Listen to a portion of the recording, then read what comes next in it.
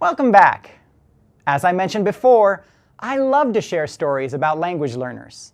I do this so that students can get a sense that they are not alone, which in turn can lower the affective filter. Please feel free to learn about some of my extraordinary students by reading some of their stories in the bonus material at the end of this module. In their stories, they share their frustrations and difficulties in learning a new language and culture. Having your learners read stories about what was successful and not successful is an excellent way to help your learners examine and broaden their own language learner strategies. For example, after I teach students about Francois Guan, I often invite students to think about what strategies he should have used. Another useful way to help students use successful strategies is by looking at the good language learner studies. A number of studies have tried to identify what good language learners do and what cognitive and metacognitive strategies they employ in order to be successful. While not every strategy is expected to be successful for every student, helping language learners know which strategies are likely to be more successful can be an extremely liberating process and give students motivation to take more risk. Good language learners predict. Good language learners will often guess or be invited to guess what the topic will be about. Students who are good at picking up on social and contextual clues often become better language learners. Use selective attention. Good language learners often pay attention to only a particular aspect of a lesson. They will decide in advance to ignore distracting information and pay attention only to what they believe is important. Prepare. Learners who prepare in advance often do better. For example, a learner who writes down notes about what he or she wants to say generally will excel over a student who simply tries to speak with no preparation. Look ridiculous. Learners who are willing to look foolish often make better language students.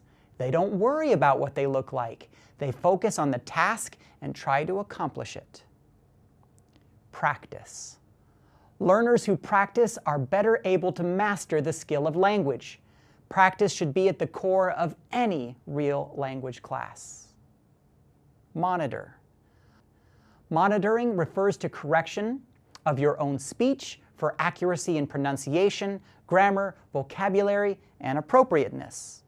A learner who pays attention to both form and meaning is often the best language learner. Ask questions.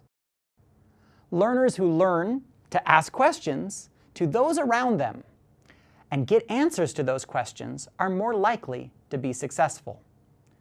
Take notes.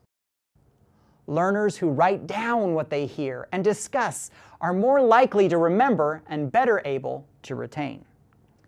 Use imagery. Learners who relate new information to a visualization often perform better, especially at recall. Find an answer in multiple ways. Good language learners are able to find answers from dictionaries, teachers, students, and other sources. They don't get information from just one source. Use physical response. Good language learners can relate information, such as new vocabulary, to a physical action, and this helps deepen memory. Play. Good language learners practice reordering a meaningful sentence by using words in a new way. They play with language. Now, did you notice that as we went through these strategies, that some of the good language learner strategies are similar to good teacher strategies? Even if your learners never actively learn any of these strategies, you can still encourage the use of them within your classroom. Help students predict, ask questions, use imagery, and play. Well, that's it for today's lesson. By the way, this leads us to our next metaphor about teachers. We hope you'll agree that learners need to know not just what to learn, but how to learn. And as a language teacher, you play a serious role in helping give them correct strategies.